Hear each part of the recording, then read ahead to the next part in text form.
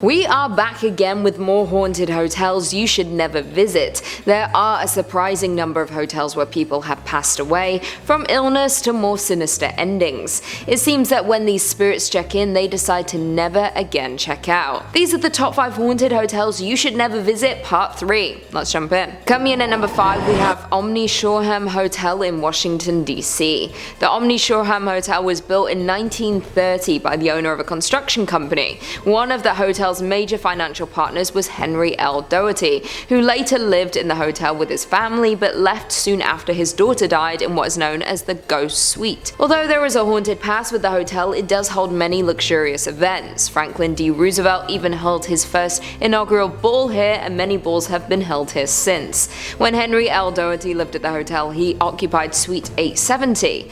They moved into the hotel with their maid, Juliet Brown. One night at 4 a.m, Juliet woke up feeling unwell. She rang the front desk but unfortunately died before she could speak with anyone. Not long after this happened, Henry's wife and daughter also passed away in the same room. The cause of them passing is unknown. After this unfortunate string of events, Mr. Doherty moved out of the hotel. The apartment was then unoccupied for over 50 years. The Doherty apartment was since renovated into a hotel suite. However, since this was reopened, there have been a number of weird happenings. Guests soon reported hearing faint voices and witnessed doors closing and opening by themselves. Televisions as well as lights would also turn off and on by themselves, strangely all around 4 a.m. at the same time it's believed Juliet passed away. Some occupants also said that they came back to the room with the furniture rearranged. If you do ever find yourself at this hotel, do not stay in the Doherty suite. Coming in at number 4, we have Admiral Fell Inn in Maryland.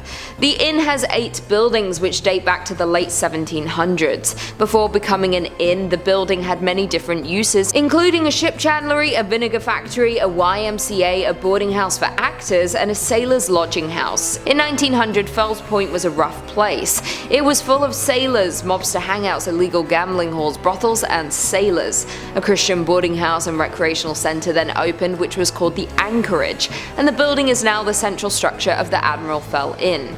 In the early 1900s, a lot of death was seen here. Mercy nuns would try to treat wounded sailors in the main building, but there was only so much they could do and many died. In 1985, it was renovated into a 38-room bed and breakfast and renamed the Admiral Fell Inn.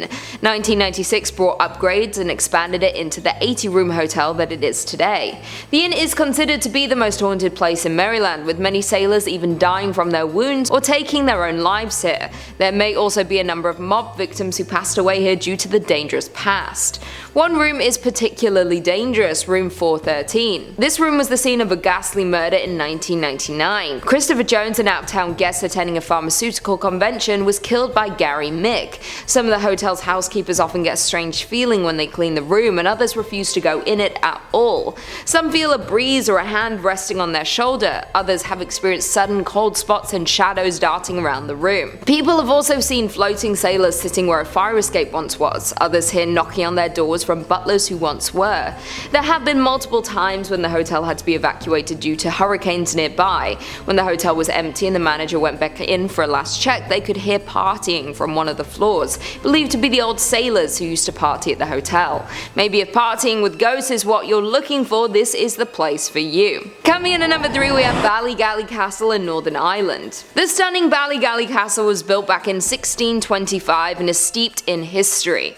The original castle served as a place of refuge for the Protestants during the Civil Wars. During that time, it was handed down from fathers to sons, and in 1799 it was passed to William Shaw, the last squire of Ballygally. In the early 1800s, the Shaw family lost their wealth and the estate was sold. The castle sits on a beach in Northern Ireland. It has apparently been dubbed the jewel in the Hastings crown. It is reported that while William Shaw and his family lived in the castle, a lot of sinister things happened. William Shaw was driven mad, desperate for his wife to give him a male heir to carry on his legacy. When Lady Shaw did not deliver him a son, he locked her up in a tower at the top of the castle. There are 2 stories about what happened next. One claims that Lady Shaw fell to her death while attempting to escape, while the second goes that William pushed her from the tower. I am tempted to believe the second personally. Since then, it is said that over 400-year-old ghost still roams the grounds, looking for her beloved children who she was separated from. She has her own dedicated room at the hotel to try and contain the hauntings, but there have still been hauntings with guests. She has been seen wandering the grounds late at night. Others have heard her crying from within their room or feeling a presence that is watching over them. This is not a hotel you should visit with your children. If she mistakes you for one of her lost girls, there's no telling what she might do. Coming in at number 2, the Hay Adams, Washington, D.C. The Hay Adams Hotel is only 1,000 feet from the White House and known as the closest you can get to the White House without an invite. The hotel is located on the site where the 1885 homes of John Hay and Henry Adams once stood. In 1927, a property developer bulldozed the homes to build a 138-room residential hotel. Hotel magnate Julius Manger purchased the property in 1932 and changed the name to the Manger Hay Adams Hotel. He owned the hotel until his death. Manger died in this residential suite within the hotel. The ornate ceiling was the last thing he saw. This is not the first death on the land that the Hay Adams stands on. Adams' wife Marion Hooper Adams took her own life on the site in 1885. In a fit of grief, Henry Adams destroyed all of Marion's things, including her photographs and papers. It is believed by many that Henry had a mistress, and maybe that contributed to Marion's depression. Henry and Marion are buried together under a monument called Grief. Staff of the Hay Adams Hotel complain that the ghost of Clover is most active during early December, the anniversary of her death. Reports of doors mysteriously opening and closing on their own, a woman crying softly, and voices of sorrow coming from apparently nowhere. Some housekeepers have also experienced being hugged by an unseen presence. The hauntings do not stop it from being the most popular hotel in Washington and has hosted many a politician, including the Obamas, before inauguration. Just be aware, if you do stop by, you might get a hug from the spirit of Mrs. Adams. And finally, in at number 1, we have the Marshall House in Savannah. The Marshall House was opened in 1951 by Mary L. Marshall on Broughton Street in Savannah's premier shopping district. It is the oldest hotel in the area, being one of the only houses specifically built to be a hotel. It is a beautiful hotel considered by architectural historians to be the finest structure Mary Marshall ever built. Although it started as a beautiful structure and still is to this day, it has had its share of death and horror. During the Civil War, the Marshall House was occupied by the Union and used as a hospital until the end of the war. It was also used twice more as a hospital during the yellow fever epidemics of the 19th century.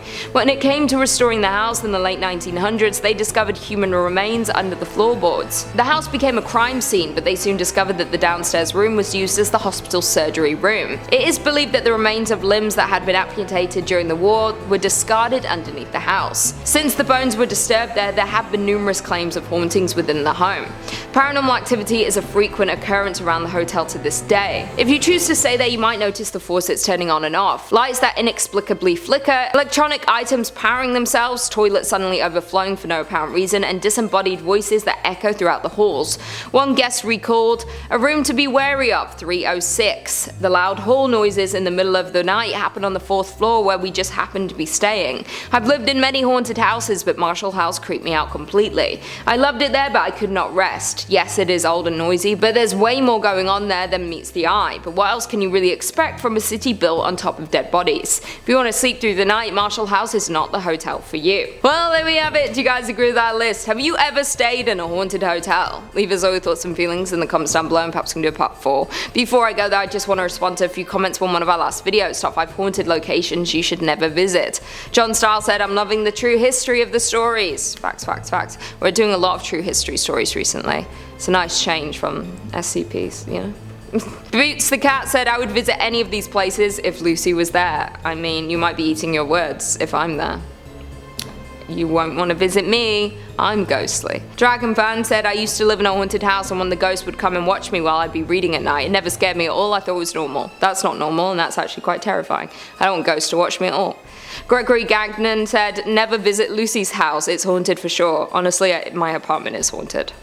2 people were shot. Not in my apartment, but in the apartment above me." Really safe apartment, but there's definitely a ghost. For sure. They always bang on my closet doors, closed doors sometimes. Throw things around, just for fun. I enjoy it. And on that note, if you haven't already, be sure to give this video a big thumbs up. And until next time, I'll see you later. If you choose to stay there, you might notice the faucets during... on and off. If you choose to stay there, you might notice the faucets... If you choose to stay there, you might notice the faucets turning on and off, lights that Lights that inexplicably flicker, electronic fucking hell. Oh, I'm dying. I'm just dying. I just want to leave.